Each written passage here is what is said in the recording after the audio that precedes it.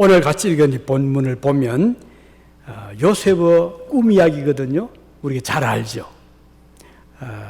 하나님께서 우리 인간에게 주신 두 세계가 있다. 하나는 현실 세계, 우리가 매일매일 겪는 현세, 하루하루의 삶의 현장, 현실 세계가 있잖아요. 그것이 뭐 가정생활, 직장생활, 사업의 어떤 현장이 될 수가 있고, 그 다음 다른 한 가지는 이 가상의 현실 세계라고 해서 이게 꿈이 아니겠습니까?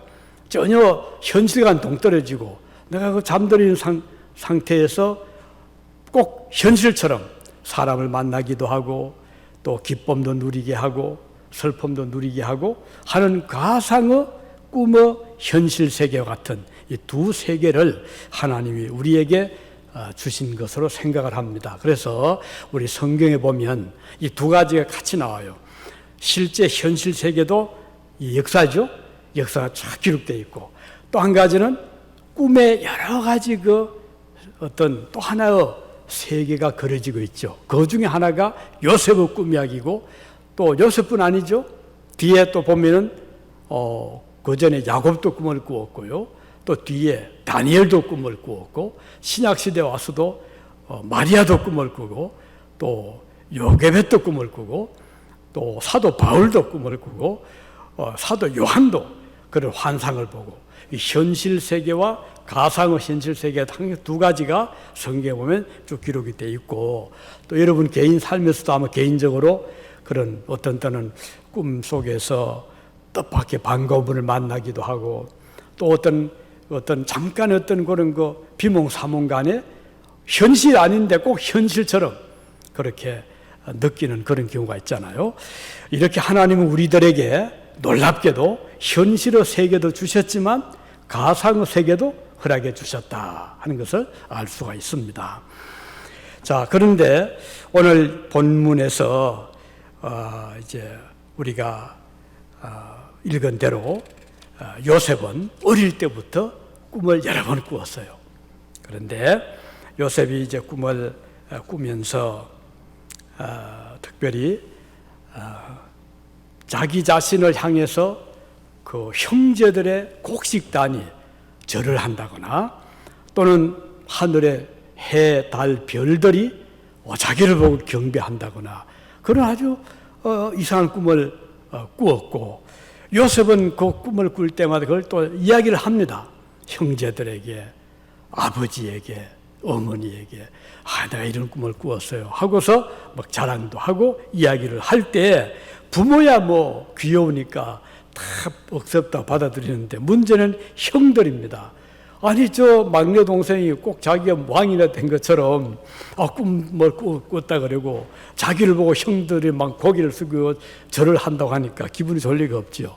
그러니까 형들이 저놈이 못할 말이 없구나, 당돌하구나 이렇게 생각하고 미워하기도 하고 때로는 시기하기도 하고, 또 그다가 이제 아버지가 특별히 사랑하고 뭐 좋은 옷도 사주고 입혀주고 이러니까 형들이 그 속에 불을 끄는 거예요. 그런데 어느 날 아버지가 요셉을 불렀죠.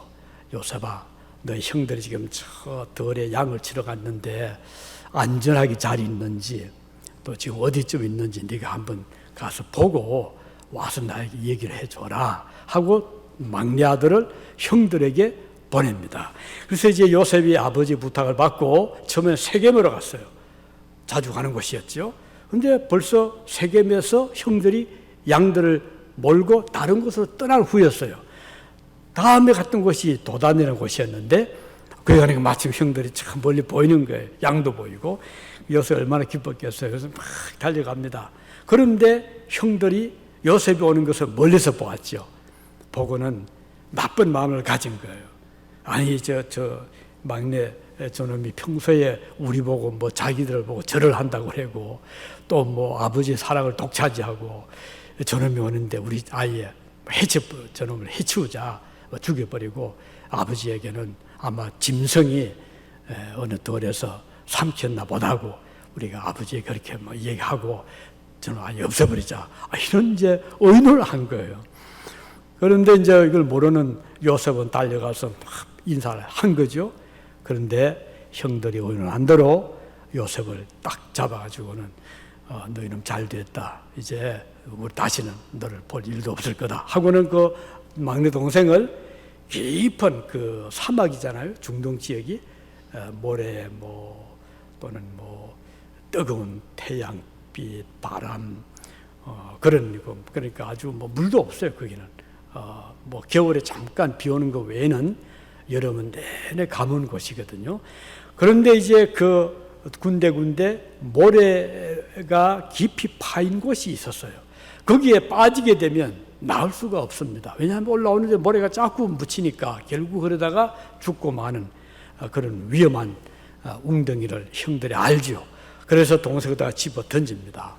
동생은 뭐 영문도 모르고 모래 구덩이에 깊이 빠지게 됩니다. 그런데 아무래도 마탱이 좀 생각이 달라요. 르우벤이죠. 이 맏아들 르우벤, 마탱이죠. 마탱이 가만히 생각하니 아무리 그래도 저 어린 동생을 여기서 우리가 죽인다는 것은 도저히 자기로서는 받아들일 수 없는 거예요. 그래서 마탱이 고민을 하다가 그 동생들에게 부탁을 했죠. 우리가 저런 식으로 동생을 죽였어야 되겠느냐. 차라리 그러지 말고 다음 생각을 다시 해보자. 뭐 다른 방법도 있지 않겠느냐. 가령 뭐 어디 지나가는 상인에게 팔아버린다거나 아니면 뭐 그냥 멀리 쫓아보내고 뭐 찾아오든 말든 그래 하거나 우리 생각을 해보자 해가지고 설득을 해가지고 그 동생을 그 요셉을 다시 끄집어냈습니다. 끄집어내 주었어요. 그리고는 딱 이제 묶어놓고 있는데 마침 상인들이 지나가는 거예요. 저 애굽 상인들이 그들을 불렀죠. 불러서 지금 한 놈이 우리가 잡아놓은 놈이 있는데 이놈을 당신들이 돈을 좀 주고 사가세요. 그리고 애굽에 가서 뭐 종으로 팔든지 당신들 마음대로 하세요. 그래서 이제 돈을 좀 받고 그 막내 동생을 종으로 애굽의 상인들에게 팔아버렸어요. 이렇게 해서 이제 동생을 이제 뭐 처분해버렸죠. 이제 그런 일이 있었는데, 자, 우린 여기서 보면, 아니, 요셉 어릴 때부터 그렇게 꿈을 꾸고, 뭐, 자기를 보고 형들이 절을 한다는 등, 뭐, 태양, 달, 별들이 자기를 보고 절을 한다는 이런 아주 그 장밋빛 그런 꿈들 속에 자란 이 동생이 현실은 너무나 거리가 있는 거예요. 현실은 뭐 동생들이 뭐 죽이려 하고, 시기하고, 질투하고, 그리고 팔아버렸잖아요. 팔려갔어요. 갔는데 애굽에 팔려가서도 평탄지를 못했죠. 얼마 뒤에 누명을 썼죠. 모함을 받아서 감옥에 갇힙니다. 자, 우리는 이걸 보면서 꿈을 꾸는 사람이 그 현실에 닥쳐오는 그런 일들을 어떻게 대처했는가. 요셉을 보면 그는 그 현실을 잘 받아들입니다. 근데 참 놀라운 일이죠. 자, 우리가 그리스도인들을 말할 때 우리 그리스도인들은 꿈을 꾸며 사는 자라 이렇게 볼 수가 있죠. 그 꿈이 어떤 꿈이죠? 이 세상의 꿈이 아니고 하늘의 꿈입니다. 성경에 기록된 모든 약속에 대한 꿈을 오늘 여러분과 저는 가지고 있습니다. 예를 들면 부활의 꿈, 하늘나라의 꿈, 하나님의 그 용서의 꿈, 천국의 영화로운 꿈, 이런 꿈들 우리가 많이 지금 가지고 있습니다. 우리의 머릿속에 우리의 마음속에 가지고 있는데 현실은 어떻습니까? 현실은 하늘나라하고는 너무 그 거리가 먼 거예요. 천국 가면은 뭐 온갖 좋은 것밖에 없는데 우리가 사는 이 세상은 좋은 것보다는 어려운 일들이 더 많잖아요. 걱정거리가 더 많잖아요. 근심이 더 많잖아요. 그런데 우리가 이 현실을 어떻게 우리가 대할 것인가 하는 건 중요한 일인데 여기 요셉을 보면 자, 형들이 그를 막 협박을 하고 그를 죽이려 하고 그를 팔아버리고 또 팔려간 애굽에서도 모함을 받고 감옥에 갇히고 그런 현실을 요셉은 그대로 받아들입니다. 마치 넓은 바다가 온갖 강물을 받아들이듯이 그에게 막 밀려오는 그런 감당하기 어려운 그런 일들이었지만 요셉은 그것들을 원망이나 뭐 불평이나 아니면 뭐 속을 끓이면서 막 그래 하지 않고 받아들이는 거예요. 자, 이것이 바로 하늘의 꿈을 꾸는 자들의 이상적인 자세다, 이렇게 볼 수 있습니다. 여러분들에게도 남모르는 그런 아픈 일들이 왜 없겠습니까? 뭐 저도 있고 개인마다 다 들어가 보면 겉으로 보기는 아무 일도 없는 것 같고 좋아 보이지만 막상 깊이 삶의 그 모습, 현장, 내면 세계, 가정의 또 여러 가지 그 형편들을 보면 각자 십자가가 있고 어려움이 있는 거예요. 그때 우리가 어떻게 해야 되겠죠? 우리는 꿈을 가진 자들입니다. 비록 현실과 꿈이 괴리가 있더라도, 거리가 멀더라 하더라도, 우리는 현실의 이 아주 냉정한 현실을 우리가 부정하거나 또는 뭐 막 싸워가지고는 못 이겨서 안달하는 것이 아니고 그것을 억셉트하면서 어떤 방법으로 하나님의 뜻으로 받아들이면서 그것을 잘 감내하고 그리고 그 꿈이 이루어질 날이 올 것이라는 그런 소망을 가지고 받아들이는 이 자세가 우리에게 필요한 것입니다. 바로 이것이 요셉의 자세였습니다. 그리고 요셉은 이런 그 자세를 이제 잘 견지하면서 이것을 어떤 방법으로 받아들이죠? 그 받아들이는 방법은 믿음이라는 하는 능력을 가지고 그 억셉트한 거예요. 믿음. 무슨 하나님의 섭리에 대한 믿음이죠. 그러니까 우연히 이렇게 이루어지는 것이 아니다. 이 속에는 보이지 않지만 우리 하나님 아버지의 간섭하는 손길이 나의 삶의 현장에서 지금도 이루어지고 있다. 나의 앉고 일어섬을 아시고 나의 아픔을 아시고 나의 형편을 아시는 하나님께서 내 현실 속에서도 역사하신다는 것을 우리는 받아들이는 것이 꿈을 꾸는 자들의 올바른 자세라, 이렇게 볼 수가 있는 것입니다. 자, 꿈속에서 요셉은 형제들이 그를 보고 절하고 경배하는 그런 거, 꿈과 현실은 너무 하늘과 땅 차이잖아요. 자, 이런 가운데 냉혹한 현실 중에서도 이 요셉은 그것을 믿음으로 인내하고 소망하면서 참으면서 받아들인 것입니다. 아무 연고도 없는 낯선 이국 땅에 종으로 팔려갔던 요셉에게 또 닥쳐온 그 모함은 참 끔찍했잖아요. 자기는 전혀 그런 뭐 악행을 한 적도 없고 나쁜 마음 가진 것도 없는데 그를 아주 죽일 사형에 해당한 그런 죄목을 씌워가지고 이 보디발의 그 집에서 감옥에 갇힙니다. 뭐 신분이 종인데다가 또 죄질이 나쁜 죄질이기 때문에 10중 8구 사형을 받을 수밖에 없는 그런 죄수가 되었죠. 그 얼마나 힘들었겠어요. 감옥에 갇혔습니다. 자, 그런 속에서 웬만한 믿음이 없었다면 요셉이 견뎌냈겠습니까? 뭐 그러다가 소리 없이 사라지고 말았을 것입니다. 종일 햇빛 하나 들지 않는 캄캄한 감옥 속에서 잠깐도 견디기 힘든 그 속에서 희망도 없이 언제 죽을지도 모르는 그런 절망감 속에서 살았던 요셉이었습니다. 그때 얼마나 생각이 많았겠습니까? 자기를 찾고 있을 아버지, 부모, 또 자기를 멀리 이제 팔아버리고 그 동생의 그 운명에 대해서 생각하기 싫어하는 형제들도 감옥에서 얼마나 생각을 했겠습니까? 만일 그가 이런 참혹한 현실을 보고 절망을 했다면 뭐 제명까지 살겠습니까? 제대로 먹지도 못했을 것입니다.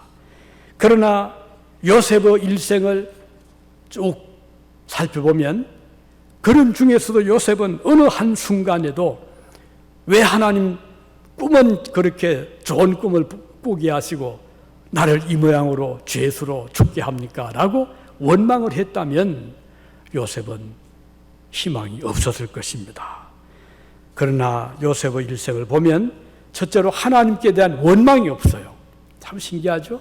두 번째는 자기를 죽이려고 하고 팔아버렸던 형제들에 대해서도 원망이 없습니다. 나중에 보면 알겠지만 다 용서해 준 거예요. 정말 위대한. 어떻게 보면 육신적으로는 요셉이 막내였지만 오히려 정신적으로 보면, 정신 연령으로 본다면 요셉이 제일 맡은 것 같아요.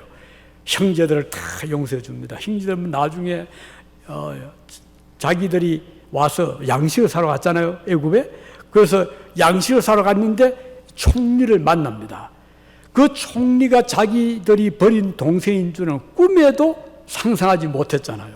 나중에 보니까 자기들이 팔아버린, 죽이려 했던 그 동생이 애굽의 총리가 되어 있는 거예요. 이것을 알고 형제들이 이제 우리 다 죽었다, 얼굴에 사색이 되었잖아요. 그럴 때 요셉은 형제들을 위로하면서 형님들이요, 염려하지 마세요. 제가 이곳에 팔려온 것은 형님들이 판 것이 아니고 우리 하나님께서 우리 가정을 살리시기 위해서 나를 먼저 애굽에 보내서 이 흉년의 때에 곡식을 보내게 하신 것입니다 라고 안심을 시키고 형제들 다 용서해 주었잖아요.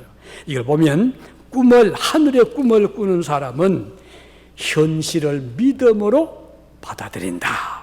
믿음은 세상을 이긴다고 했어요. 그러므로 오늘 여러분, 저도 마찬가지고 이 세상에 살아가면서 여러 가지 일이 막 닥쳐올 때 원망이나 불평 대신에, 아니면 걱정과 불안, 공포 대신에 하나님에 대한 믿음으로 이것들을 잘 이제 극복하고 오히려 믿음으로 받아들일 수 있는 이런 자들이 되시기를 바랍니다.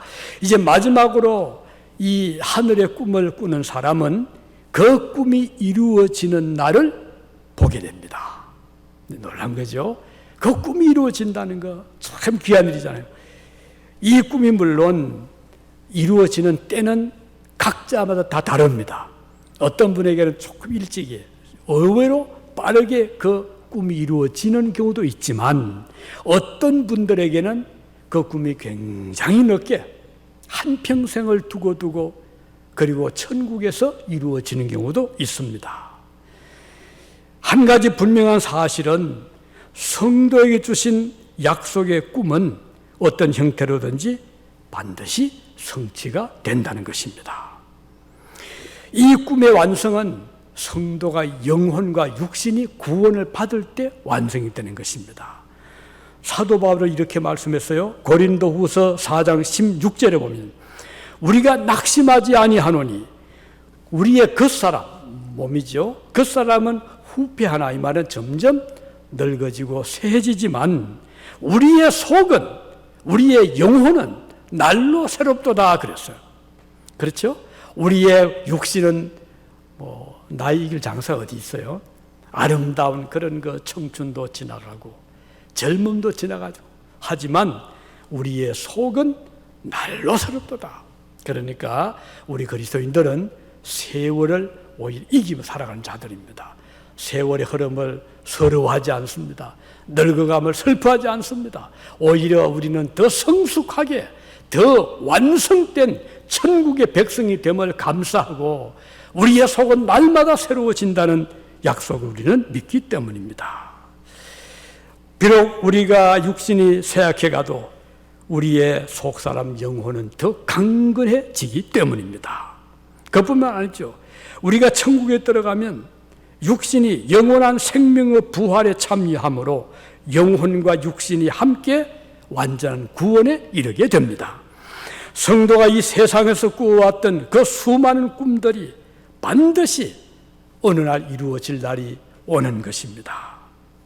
성도들이 꾸는 모든 꿈들은 어디에 있죠? 나는 꿈이 없는데, 그럴 수 있죠. 제 말은 꼭 잠잘 때 그 꿈만 말씀드린 것이 아니고요. 그런 꿈도 때로는 여기에 해당이 되지만, 더 확실한 꿈은 하나님께서 약속하신 말씀, 성경 말씀 안에 그 꿈들이 다 이렇게 간직이 되어 있습니다. 그러므로 성경만 펴서 읽으면 하나님이 저와 여러분에게 주신 수많은 약속의 꿈들이 마치 보물창고 안에 있는 보물처럼 가득가득히 거기에 쌓여 있습니다. 그렇기 때문에 우리는 이 꿈을, 하늘의 꿈을 간직하고 살 수가 있는 것입니다. 그 꿈 속에는 우리가 용서받을 용서의 꿈이 있고요, 하나님의 은총의 꿈이 있고, 죄와 사망과 사단을 이기는 승리의 꿈이 그 속에 있는 것입니다. 그런데 이 꿈을 누가 성취하죠? 우리 자신이 아닙니다.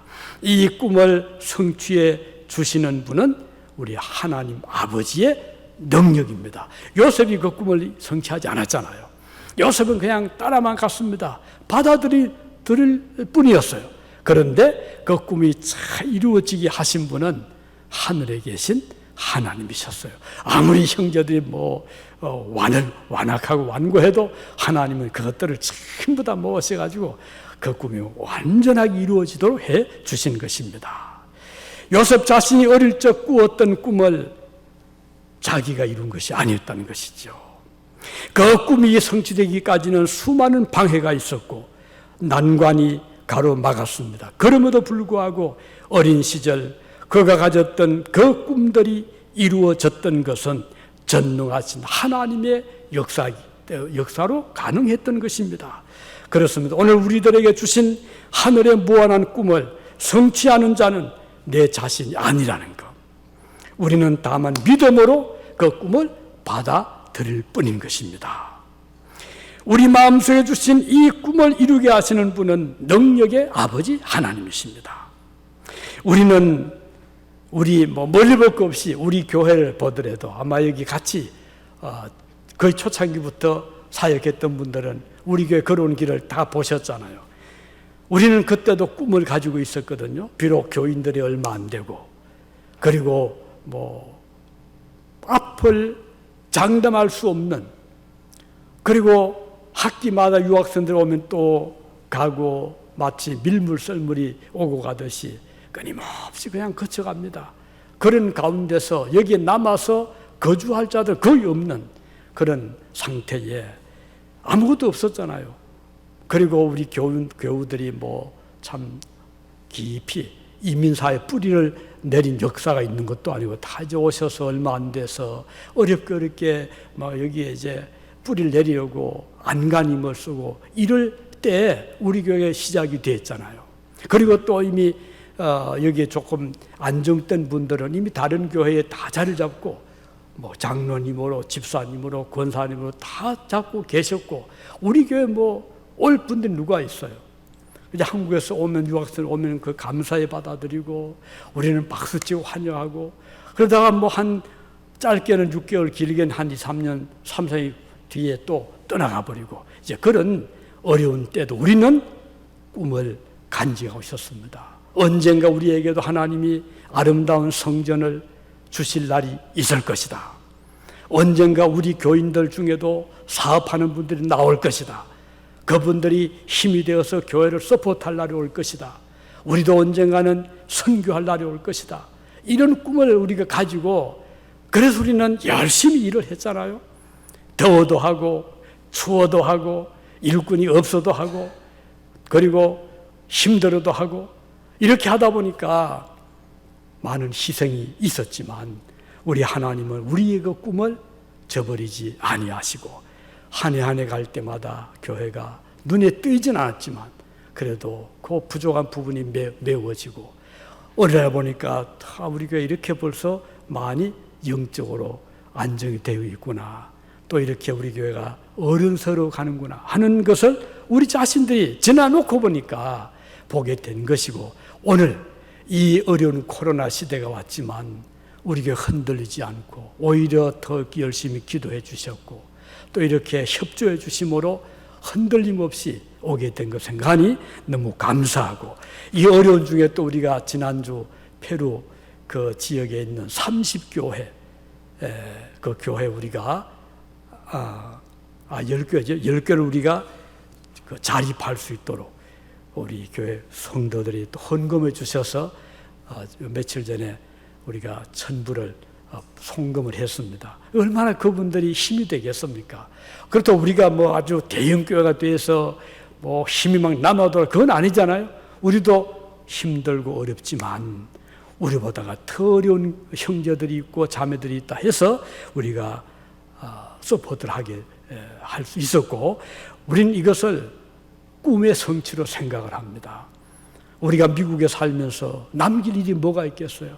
여기서 할 수 있는 일은 우리가 직접 멀리 가서 선교 못하지만 기도로 서포트하고 또 우리 힘닿는데 물질로 서포트를 할 때 바로 그 선교와 직접 연결이 되는 것이거든요. 그래서 오늘 우리는 우리 교회를 보더라도 하나님은 우리에게 꿈을 성취하게 하고 계신다 하는 것을 보게 되고, 또 앞으로도 개인적으로는 여러분과 제가 천국에 계속 우리 꿈을 지금 우리가 쌓고 살아갑니다. 그래서 천국에 들어갈 때 하나님께서 우리를 위해서 하늘의 많은 상급을 예배해 두고 계신다는 것, 그리고 또 우리는 여기에 거주하면서 좋은 일에 우리의 도움이 필요한 분이 있다면, 또 그런 선교 어떤 서포트할 곳이 있다면 우리가 마음으로 그리고 기도로 그리고 또 우리의 정성으로 서포트를 할 때 우리가 미국에 사는 보람이